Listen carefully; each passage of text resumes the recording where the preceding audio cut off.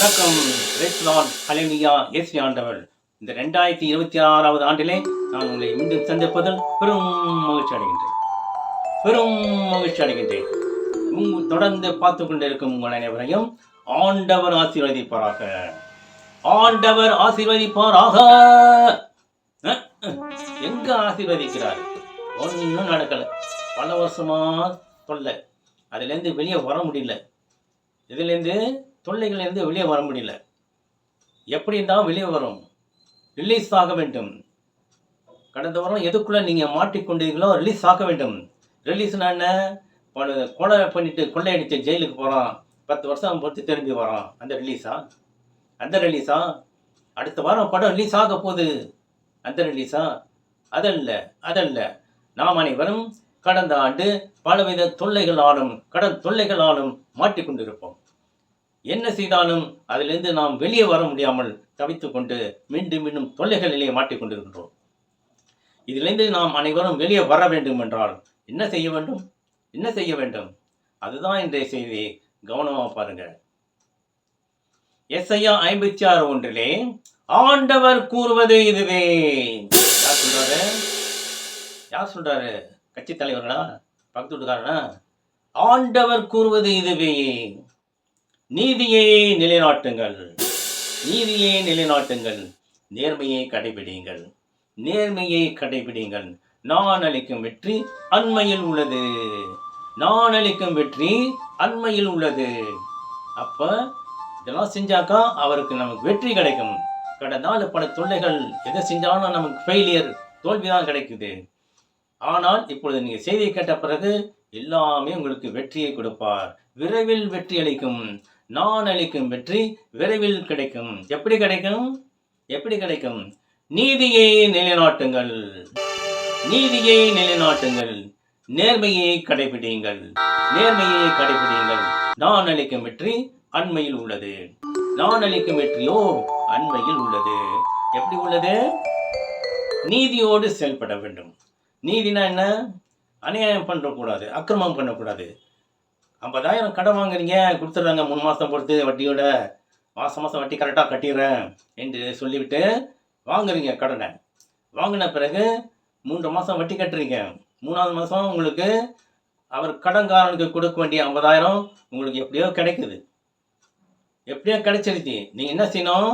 அதை உடனே திருப்பி கொடுத்துடணும். அந்த கடனை நீங்கள் உடனே மனம் மாறி போகும். என்ன செய்வீங்க? அப்புறம் கொடுத்துக்கலாம், நம்ம வேறு செலவுக்கு வச்சுக்கலாம் என்று என்ன செய்வீங்க? அதை நீங்கள் வச்சுக்கிட்டு கொடுக்க மாட்டீங்க, வட்டி கட்டி கொண்டே இருப்பீர்கள். அப்போ என்னாகும்? நீங்கள் இந்த வந்த பணத்தை செலவு செஞ்சிருவீங்க. தேவையில்லாத செலவுலாம் பண்ணிக்கொண்டு மீண்டும் கடன் தொல்லையில் மாட்டிக்கொள்வீர்கள். திரும்பவும் போய் கடன் கேட்பீங்க அவங்ககிட்ட. ஏற்கனவே 50,000 ஆண்டவர் கொடுத்தார், அதை நீ திருப்பி கொடுக்காம நீ செலவு பண்ணிட்ட. நீதியோடு செயல்பட்டியா? இல்லை. நீ கடன் வாங்கின, அந்த கடனை நான் அடைக்கிறதுக்கு பணம் கொடுத்தேன். நீ என்ன பண்ண? வீணாக செலவு செய்தாய். மீண்டும் கடன் தொல்லையில் மாட்டிக்கொண்டு அவனிடமே மீண்டும் 50,000 கேட்டு வாங்குகின்றாய். இது நீதியா? நீதி அல்ல. அது நீதியோடு செயல்பட வேண்டும் என்கிறார் ஆண்டவர். இப்படி நீதியோடு செயல்பட்டால் நான் அளிக்கும் வெற்றி அண்மையில் உள்ளது. அதை வாங்கினீங்க, கொடுத்தாரு, அதை உடனே திருப்பி கொடுக்கணும். நீங்கள் என்ன செய்யுங்க? மனம் மாறி அதை செலப்பிட்டு மீண்டும் தொல்லைக்குள் மாட்டி கடன் காரணாக இருக்கின்றீர்கள். ஏன் நீதியோடு செயல்படவில்லை? நான் அளிக்கும் வெற்றி உங்களுக்கு இல்லை. நீங்கள் இந்த வருடமும் தோல்விதான் காண்பீர்கள். தோல்விதான் உங்களுக்கு ஏற்படும். ஏனென்றால் நான் சொன்ன வார்த்தைகளை நீங்கள் செய்யவில்லை, நீங்கள் கேட்கவில்லை, செய்யவில்லை, அதன்படி செயல்படவில்லை. அதனால் உங்களுக்கு வெற்றி இல்லை. மாறாக அந்த கடனை அடைத்தால் உங்களுக்கு மீண்டும் வெற்றி கிடைக்கும். மீண்டும் கடன் வாங்க முடியாது. நீங்கள் பல பேருக்கு கடன் கொடுப்பதற்காக ஆண்டவர் உங்களை ஆசீர்வதிப்பார். அதுதான் ஆசீர்வாதம் என்பது. அதுதான் ஆசீர்வாதம் இல்லாமல் நம்மளால் எதுவுமே செய்ய முடியாது. ஹல்லேலூயா. Praise the lord. இப்போ நேர்மையை கடைபிடிங்கள். முதல்ல நீதி சொன்னாரு, இப்போ நேர்மையை கடைபிடிக்கணும். நேர்மைனா என்ன? நேர்மையை கடைபிடிக்கணும். அநியாயம் பண்ணக்கூடாது, அக்கிரமம் பண்ணக்கூடாது. கடையில் விற்கிறீங்க, வியாபாரம் பண்ணுறீங்க, 1 கிலோ கேட்டாக்கா 3/4 கிலோ போடுறீங்க. 2 கிலோ கேட்டாக்கா 1.5 கிலோ தான் இருக்குது. 10 மீட்டர் வாங்குறீங்க ஏதாவதுன்னு, வீட்டில் வந்து பார்த்தா 9 மீட்டர் தான் இருக்கும். இது நேர்மையா? இது நேர்மையா? இது நேர்மை அல்ல. இது நேர்மை அல்ல. அதுதான் நேர்மையோடு செயல்படுங்கள் என்கிறார் ஆண்டவர். நேர்மையோடு செயல்படுங்கள். கலந்து கொடுக்குறியா? கரெக்டாக கொடுக்கணும். 1 கிலோனா 1 கிலோ, 2 கிலோனா 2 கிலோ, 10 மீட்டர்னா 10 மீட்டர். அதை கரெக்டாக நீங்கள் கொடுத்தீங்கன்னாக்கா நீங்கள் நேர்மையோடு செயல்படுகின்றீர்கள். அப்படி கொடுக்கவில்லை என்றால் நீங்கள் அநியாயமாக செயல்படுகின்றீர்கள். உங்களுக்கு இதிலிருந்து விடுதலை பெற முடியாது. நீங்கள் இப்படி செய்தால் என்ன ஆகும்? 1 கிலோவுக்கு 3/4 கிலோ போடுறீங்க, 2 கிலோவுக்கு 1.5 கிலோ போடுறீங்க, 10 மீட்டருக்கு 9 மீட்டர் போடுறீங்க. திடீர்னு ஒரு நாள் என்ன சொன்னான், கவர்மெண்ட் வந்துடுவான், டக்குன்னு அளந்து பார்ப்பான், போச்சு, கடைக்கு சீல் வச்சிருவான். கடைக்கு சீல் வச்சிருவான். அல்லையா? ஏன்? நேர்மையோடு நீங்கள் செயல்படலை. நேர்மையோடு செயல்படலை. 1 கிலோவுக்கு 3/4 கிலோ போட்டீங்க, 2 கிலோவுக்கு 1.5 கிலோ போட்டீங்க, 10 மீட்டருக்கு 9 மீட்டர் கொடுத்தீங்க. இது நேர்மையா? இது நீதியா? இது அநியாயம், அக்கிரமம். அப்போ என்ன செய்யலாம்? கவர்மெண்ட் வந்து சீல் வச்சுட்டு போகிறான் கடைக்கு. இப்போ நீங்கள் தொல்லைக்குள் மாட்டிக்கொண்டீர்கள், தொல்லையில் மாட்டிக்கொண்டீர்கள். ஹல்லேலூயா, பிரைஸ் தி லார்ட். ஏன்? நேர்மையோடு செயல்படலை. நேர்மையோடு செயல்படலை. 1 கிலோனா 1 கிலோ கொடுக்கணும், 2 கிலோனா 2 கிலோ கொடுக்கணும், 10 மீட்டர்னா 10 மீட்டர் கொடுக்கணும். நீங்கள் எல்லாம் அநியாயம் அக்கிரமம் செய்து நேர்மையோடு செயல்படலை. கடைக்கு சீல் வச்சாச்சு. இப்போ நீ தொல்லையில் மாட்டிக்கொண்டீர்கள். அநியாயம் அக்கிரமம் செய்து தொல்லையில் மாட்டிக்கொண்டீர்கள். இதிலேருந்து உங்களால் வெளியே வர முடியாது, ரிலீஸ் ஆக முடியாது, வெளியே வர முடியாது. மீண்டும் தொல்லையில் மாட்டிக்கொண்டீர்கள். இதிலிருந்து மாட்டிக்கொண்டு வெளியே வர வேண்டும் என்றால் என்ன செய்ய வேண்டும்? நேர்மையோடு செயல்பட வேண்டும். 1 கிலோனா 1 கிலோ, 2 கிலோனா 2 கிலோ கரெக்டாக கொடுத்தீங்கன்னா ஆண்டவர் உங்களை ஆசீர்வதிப்பார். தொல்லை இல்லாமல் ஆசீர்வதிப்பார். நேர்மையோடு செயல்பட்டால் உங்கள் வியாபாரம் பெருகும், உங்கள் தொல்லைகள் எல்லாம் ஒழிந்து போகும். நீங்கள் கடன் காரணமாகாமல் ஆண்டவருடைய ஆசீர்வாதத்தால் உங்கள் தொழில்கள் வளம் பெற்றுக்கொண்டே போகும், பெருகிக் கொண்டே போகும். இதுதான் ஆண்டவர் ஆசீர்வாதம் என்பது. ஹல்லேலூயா, பிரைஸ் தி லார்ட். இயேசு ஆண்டவர். ரோமையர் 6:18 பாவத்தினின்று விடுதலை பெற்ற நீங்கள் கடவுளுக்கு ஏற்புடைய வாழ்க்கை நெறிக்கு அடிமைகளாக இருக்கின்றீர்கள். அதற்காக நன்றி. பாவத்தினின்று விடுதலை பெற்ற நீங்கள் கடவுளுக்கு ஏற்புடைய வாழ்க்கை நெறிக்கு அடிமைகளாக இருக்கின்றீர்கள். அதனால் கடவுளுக்கு நன்றி. எல்லா செயலையும் விட்டுறீங்க. கடன் தொல்லைந்து விட்டுறீங்க, கரெக்டாக வட்டியை கொடுத்துறீங்க, கடனை திருப்பி கொடுத்துறீங்க. 1 கிலோனா 1 கிலோ, 2 கிலோனா 2 கிலோ, 10 மீட்டர்னா 10 மீட்டர், இதெல்லாம் கரெக்டாக நீங்கள் செய்கிறீங்க. இப்போ இந்த பாவ செயல் என்று நீங்கள் வந்துட்டீங்க. வெளியே வந்த பிறகு நீங்கள் யாருக்கு அடிமை? ஆண்டவருக்கு அடிமையாகிறீங்க. முதலுக்கு சாத்தான அடிமையிலிருந்து பலவித தீய செயல்கள் செய்தீர்கள். இப்பொழுது அதையெல்லாம் விட்டுவிட்டு ஆண்டவர் வார்த்தையின்படி செயல்படுகின்றீர்கள். இப்பொழுது ஆண்டவருக்கு அடிமைகளாக இருக்கின்றீர்கள். ஆண்டவருக்கு நன்றி செலுத்துங்கள். ஏனென்றால் அவர்தான் உங்களை ஆசீர்வாதம் செய்து பாவ செயல்களை மீட்டெடுத்தார், நேர்மையோடு செயல்பட வைத்தார். இப்பொழுது நீங்கள் கடவுளுக்கு அடிமைகளாக இருக்கின்றீர்கள். அப்போ என்னாகும்? கடவுளுடைய வார்த்தையின்படி செயல்படுகின்றீர்கள். அவருடைய வார்த்தைக்கு நீங்கள் அடிமையாக செயல்பட்டு கொண்டிருக்கின்றீர்கள். அதனால் உங்களுக்கு தொல்லை இல்லை, ஆசீர்வாதம் பெருகும். ஆசீர்வாதம் பெருகிக்கொண்டே போகும். நீங்கள் கடவுளுக்கு அடிமையாக இருக்கின்றீர்கள். அப்படின்னா ஆண்டவருடைய வார்த்தைகளை எல்லாம் கேட்டு அதன்படி செயல்படுகின்றீர்கள். ஆகட்டும் ஆண்டவரே, ஆமீன் சொல்லி அதே போல செயல்படுகின்றீர்கள்.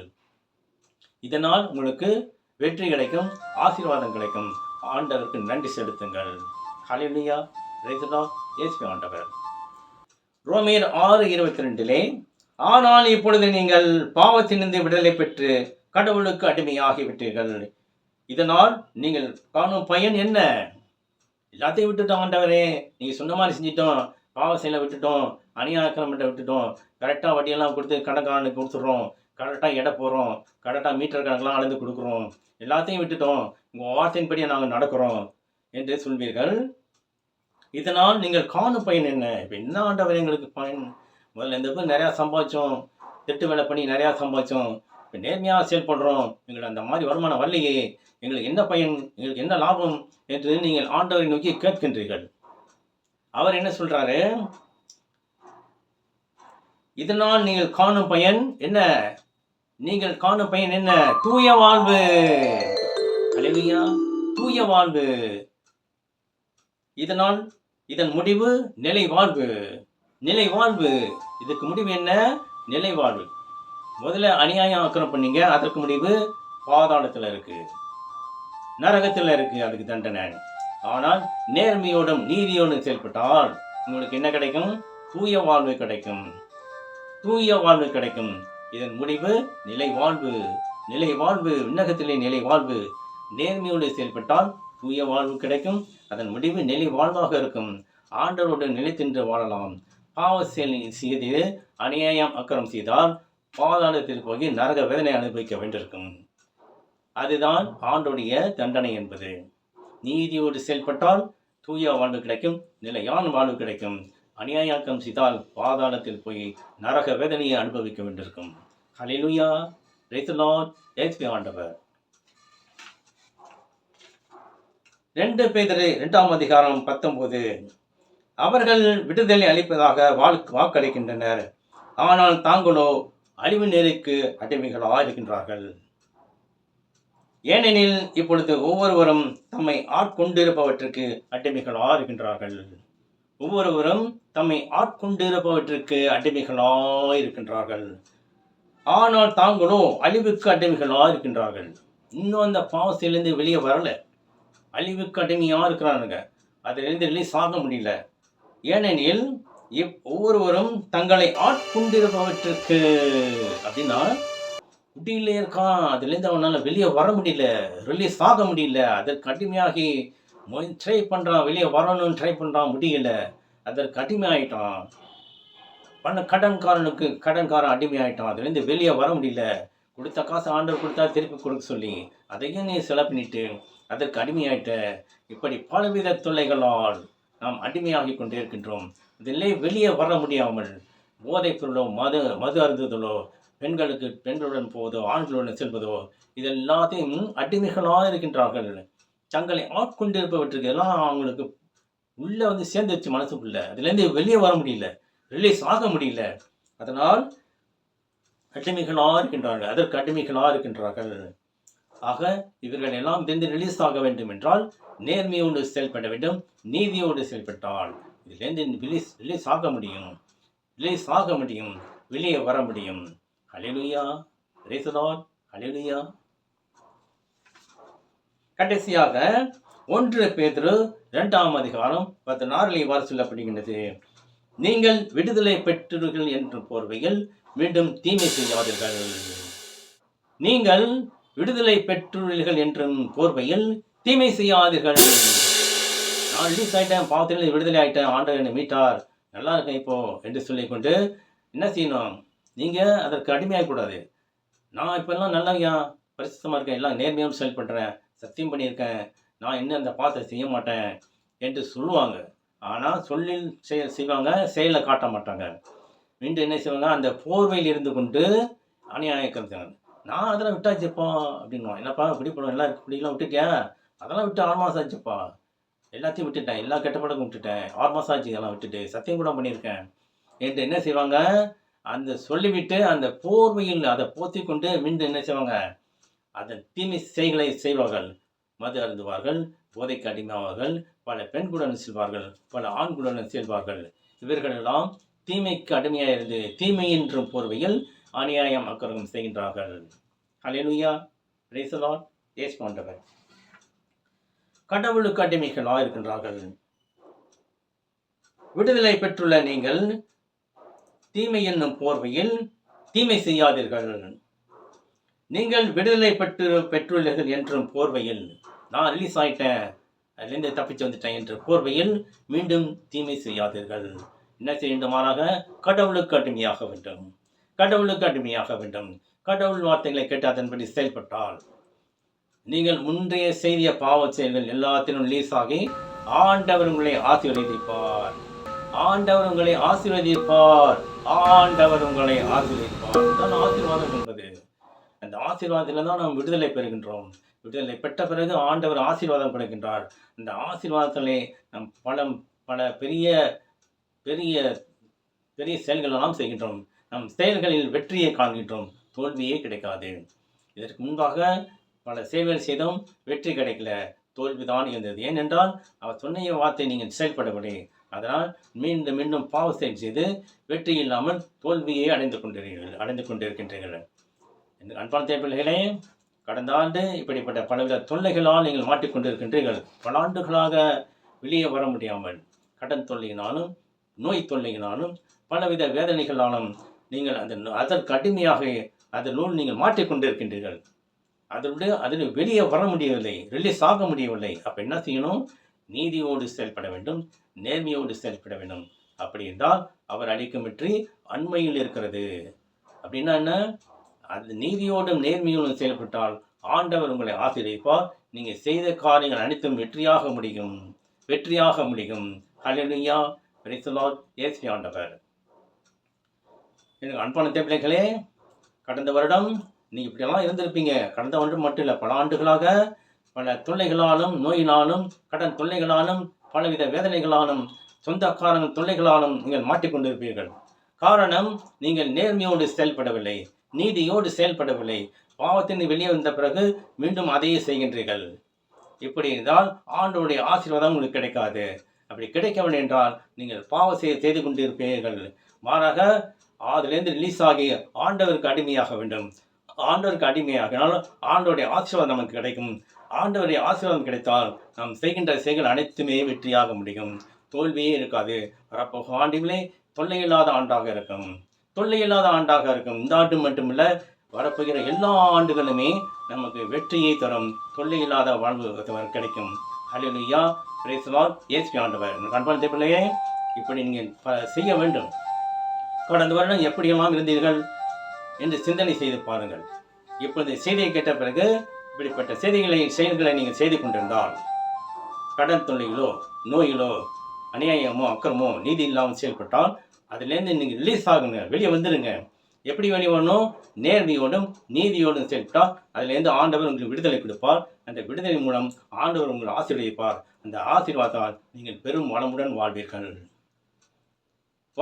வாழ்வீர்கள். ஹல்லேலூயா, பிரைஸ் தி லார்ட். இயேசு ஆண்டவர். என் அன்பான பிள்ளைகளே, இப்படி நான் உங்களுக்காக ஜெபிக்க போகின்றேன்.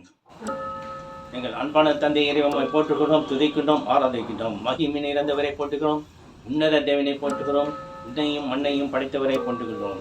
விண்ணுக்கும் மண்ணுக்கும் மரத்தரை போற்றுகிறோம். விண்ணகம் உனது அரியணை, மண்ணகம் உனது கால்மனை. அப்படி இருக்கிற உமக்கு முடியாத காரியம் எதுவும் கிடையாது ஆண்டவரே. உமக்கு இதெல்லாம் சாதாரணம். கடன் தொலைந்து எங்களை காத்தீர்கள், நோயிலிருந்து எங்களை காத்தீர்கள், பலவித துன்பங்கள் நோய்கள் கஷ்டங்களிலிருந்து எங்களை காத்தீர்கள். இந்த உமது நம்பிக்கையால் உமது வார்த்தையை கேட்டு நாங்கள் மனமாறிடும். எங்களுக்கு விடுதலை தந்தீர்கள், எங்களை ஆசீர்வதித்தீர்கள். மீண்டும் இந்த செயல்களை செய்யாமல் எங்களை காத்திரணும். உம்முடைய ஆசீர்வாதம் எங்களுக்கு தேவை. ஹல்லேலூயா, பிரைஸ் தி லார்ட். இயேசு ஆண்டவர். இந்த மன்றாட்டுகளை எல்லாம் ஆண்டவராகிய இயேசு கிறிஸ்து வழியாக ஏறெடுக்கிறோம். அங்கள் அன்புள்ள ஜீவனுள்ள நல்ல தந்தையே, ஆமேன். தேங்க்யூ. ஆண்டவர் உங்களை ஆசீர்வதிப்பதாக. உங்கள் அனைவருக்கும் மீண்டும் புத்தாண்டு வாழ்த்துக்கள். Happy new year. இந்த வருடம் நீங்கள் சந்தோஷமாக இருப்பீர்கள். என்னுடைய செய்திகளை தொடர்ந்து பார்த்து கொண்டிருக்கும் அனைவருக்கும் ஆண்டவர் ஆசீர்வதிப்பதாக உங்களுக்காக ஜெபிக்கப்படுகின்றது. தேங்க்யூ.